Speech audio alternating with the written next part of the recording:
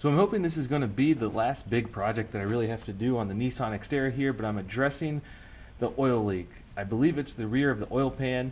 There's no good way to tell if it's the oil pan that's leaking or if it ends up being that rear main seal, but I'm not going to deal with the rear main seal, so I'm going to go ahead and replace the oil pan, reseal the oil pan, and I'm going to go ahead and reference a couple videos that I've already watched that kind of highlight some tips and tricks for how to do this, and I'll kind of document what I have to go through along the way. The first step that I'm going to do is I'm going to remove the steering system, which allows you to drop the oil pan down. So I'm going to work on that front driver's side. I have the grassroots center link, so I'm going to have some cotter pins and castle nuts to remove. I'm going to need a ball joint separator to remove this inner tie rod end. And I'm going to leave my truck on all four tires. I'm not going to put them on jack stands or anything. So then I'll have to kind of manually, after I disconnect the center link from this side, I'm going to manually shift the tire on the passenger side where the idler arm is and disconnect that side. Then I can work on the front differential. Once you get that front differential out and that cross member, then you're going to work on the starter and all of the brackets that are kind of at the bell housing of the transmission. And there's some transmission lines and things that you got to remove as well, so I'll document that as I go along. So for separating a ball joint, you can always use the pickle fork and a big hammer. That's usually what I've used. You can see how many times I've hit this. It's mushroomed the top of this pickle fork quite a bit, and actually the pickle forks end up kind of spreading out a little bit over time when you use it a lot.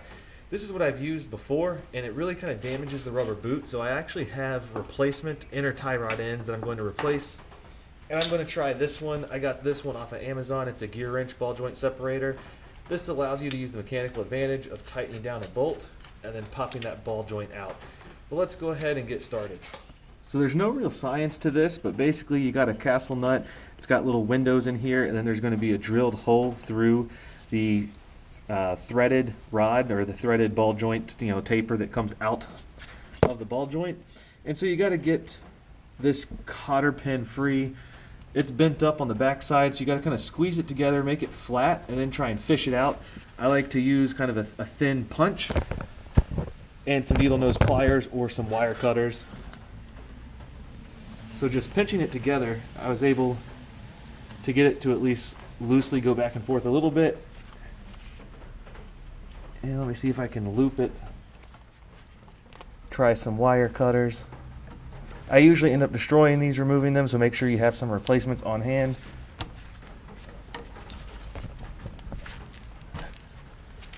There we go. You can see how bent and twisted that is. So the wrench I'm using says 7/8. I don't know what the metric equivalent of that is, but that seems to grab the castle nut pretty good.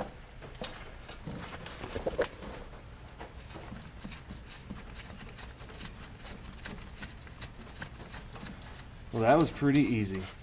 So the way this works is you got the pickle fork that goes where the ball joint is, and then the lever finger right here, that goes on top of the threaded stud. You got to make sure that this bolt is retracted enough to really get good leverage on it. You can see how much coverage this lever arm has over the stud. And now, once I start tightening this down, make sure I tighten it the right way. It's righty-tighty if I'm looking at the bolt head. So now I'm going to get a wrench and tighten it down until it pops out. So what I'm excited about is trying to get a chance to use my new Craftsman V20 cordless impact wrench. That should be easier to get this to pop free.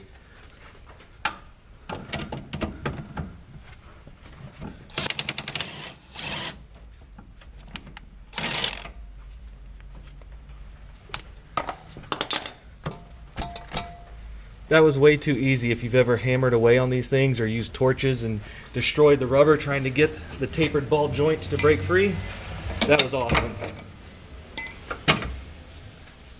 Yeah, that ball joint there is trash. That boot is destroyed. Time to replace that one for sure. So since I have the grassroots center link, I've got a through bolt connection here. If you have a stock center link, you'll have another type of stud connection where you take the nut out. It'll have a cotter pin as well, and you got to separate the stud. So I'm going to go ahead and work on this. I got to get this cotter pin straightened out. I'm not going to show you all those details. I'm just going to be messing around with a cotter pin, trying to get it back through the hole. Sometimes these can be tediously difficult to get lined up, but same general concept, and so this is just a bolt head and a nut to undo this joint. So at least on the hardware that came with my grassroots center link, it was a, I think 5/8 diameter bolt with a 24mm socket on top. So kind of a big socket size. But I use the adjustable crescent style wrench, and I've got a 24mm socket, so I can undo this pretty quickly, and it should probably hammer out. Now this will be kind of interesting because I've got an old video on my steering kit. I call it the Franken Steering Kit. It's kind of some custom fabrication and stuff, and I actually used a hardened oil-light bronze bushing where the bolt goes through on the Pitman arm and the idler arm, and I have not had that joint apart in many years, so I'm curious to see how that joint has held up with all of the off-road abuse and tens of thousands of miles on it.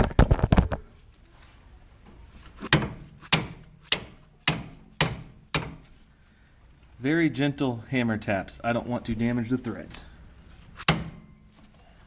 Now I'll just get a punch on top of the center of the bolt head.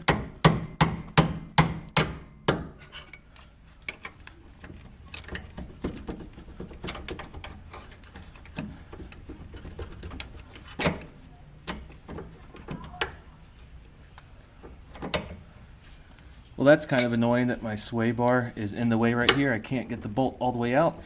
So I'll have to move my steering system and move the location of my Pitman arm. Probably swing it towards the middle, maybe a little further out. Not sure. And see, there it goes. Barely squeezed out. So this should be able to get free. It's still kind of just sandwiched in place due to the double shear tab on my Pitman arm here. And now I'm going to work on the other tire. So the passenger side is the idler arm side, and so I'm just going to try and manually shift my tire on the ground and see if I can pull the center link over to work on this joint.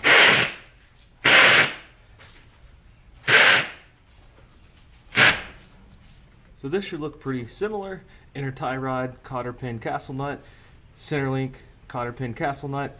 I can go ahead and take this completely off the frame rail if I want, and I probably will because I want to put a grease zerk right here, but we'll see how I feel once I get into this job a little bit further. So again, just pinch the two legs of this pin together as best you can. Use fingers with gloves, or use needle nose pliers, or wire cutters, cutter dikes, whatever you want to call them. I kind of like to use a twisting motion with the needle nose pliers and kind of use the mechanical advantage instead of just pulling straight ahead. Usually when you start twisting them, you can rotate it out a little easier.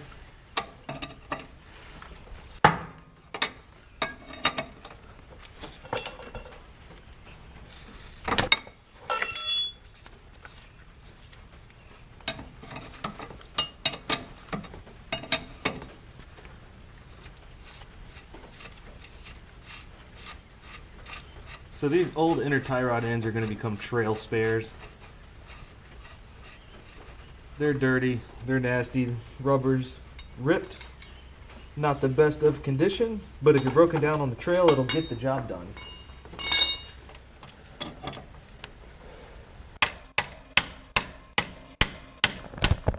So it doesn't look like that's going to work. One side was Duralast brand. This side is Moog, so the Moog is a little bit larger of a ball joint, and apparently it doesn't fit around it. So let's try a couple other tricks to separate that, since that ball joint separator does not work. This one is going to be the BFH. Get a big freaking hammer, put the nut back on the threaded stud, and hit the top of that. You don't want to damage and roll over the top few threads.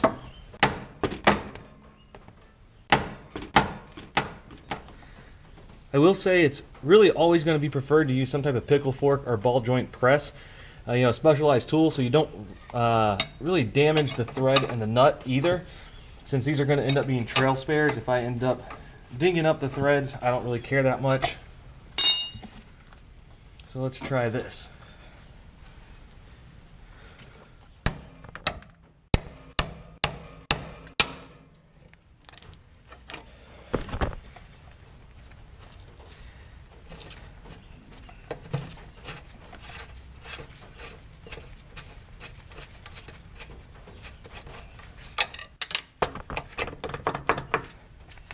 And now this guy is free. Now that this is separated, and since the center link is relieved on the other end, you got to watch out for pinch points.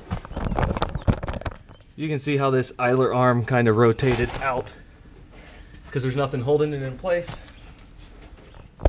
Just for fun, you can see I just wedged a random tool through this tie down point, and that just prevents the center link from swinging out. It's not holding it very tight, but just enough so that the nut doesn't run away from me. Alright guys, so how many cotter pins do you really want to see in this video? There is a technique to them. You know, they can be each one a little bit different. Same thing on the Pitman arm, just removing the nut.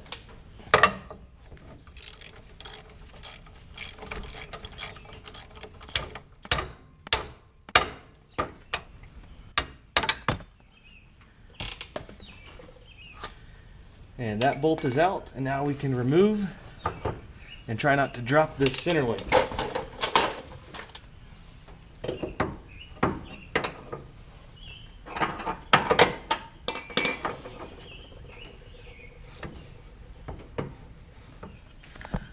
So if you look into the drilled hole on this idler arm, that's where I had originally used from McMaster Car a hardened oil-light flange bearing.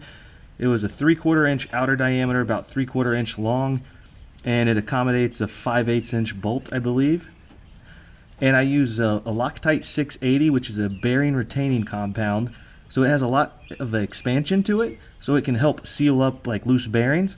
And several years, tens of thousands of miles later, lots of off-road use.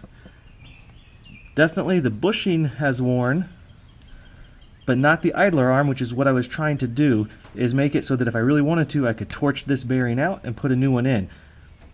I'll check and see how much play it has with the actual bolt threaded through it, but I think I'm just going to leave it. It's in there pretty securely. I'm kind of surprised.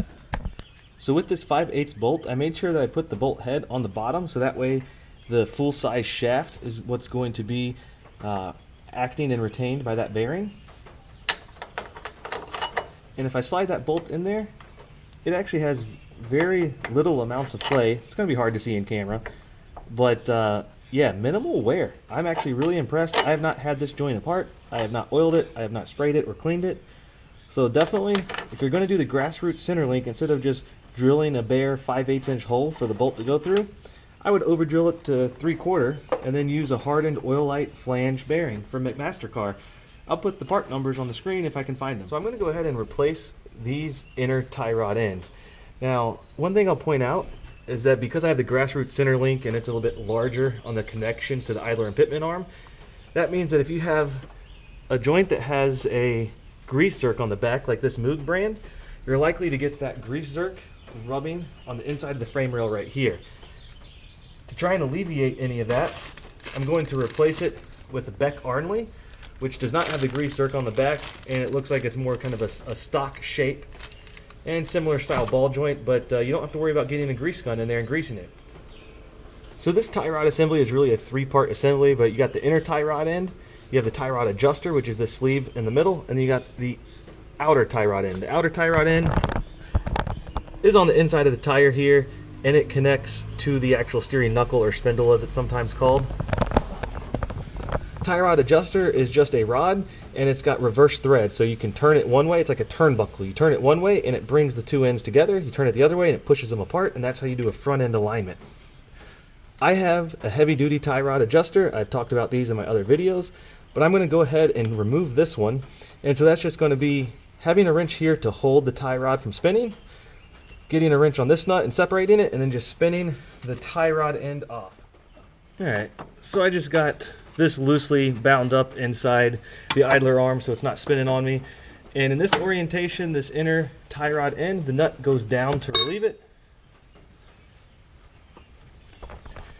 And that jam nut will relieve the pressure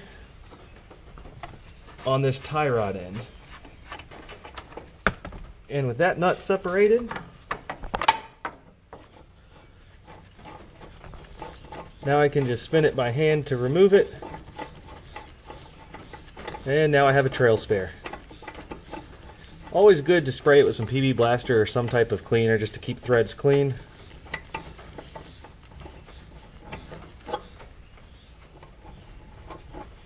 And if I ordered my part numbers right, The threads on this end should match what I need.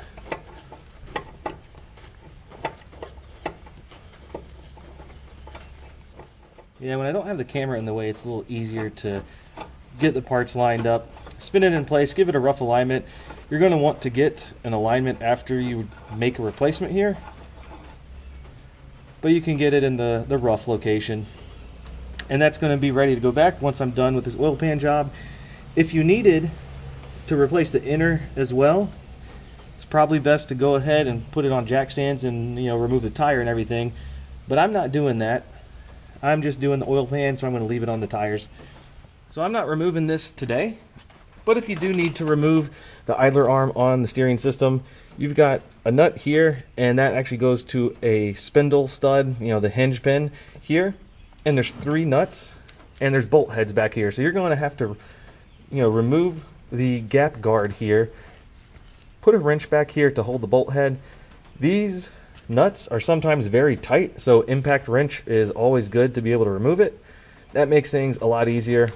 Then you just take it off. So if you're going to need to remove this Pitman arm, you're going to need a big ass wrench, 1 5/8. I got this from Northern Tool. You can probably get it at Tractor Supply as well. It was like a $30 wrench. I've used it once or twice when I've needed to remove this. But you got a large nut here. Keep in mind that this is on your steering gear, so it's going to try and spin the Pitman arm through the gearbox back to the steering wheel. So it's best to do this before you disconnect your tires and the center link and everything, because that way you can use the resistance of the tires to kind of hold it steady so it's not all going through the gears. From here, it's just a spline connection. You need to pull this straight down, but you got to be careful because you don't want to hammer on it. There's actually a tool that I had to rent from AutoZone. Pitman Arm Puller is what it's called. AutoZone, as I recall, had maybe 2 different types, and I had to get, they called it the heavy duty one, and it basically claws around here, and then it has a stud or bolt that you thread into it to press it off, and it pulls it down. I had to soak it with like a can of PB Blaster. I ended up torching it, and actually the first one that I had to remove was stuck on there so good I had to actually take my welder and just put a big weld bead on the back of the Pitman arm, just because a regular propane torch isn't hot enough. Maybe if you had oxyacetylene or MAP gas or something, that might have done the trick. But that's how you will remove a Pitman arm. And that's the steering system. That's really all it is to it. I am going to go ahead and replace this inner tie rod in. But basically, you've seen everything there is now to get through your steering system. This is the weak part if you ever go off-roading your Nissan Xterra. So knowing how to fix and repair these things, and also knowing what tools you need to do it, that way you can be prepared when you're on the trail. Thanks for watching. Like and subscribe if you enjoy the content of these videos. Feel free to comment below with questions or suggestions for future videos.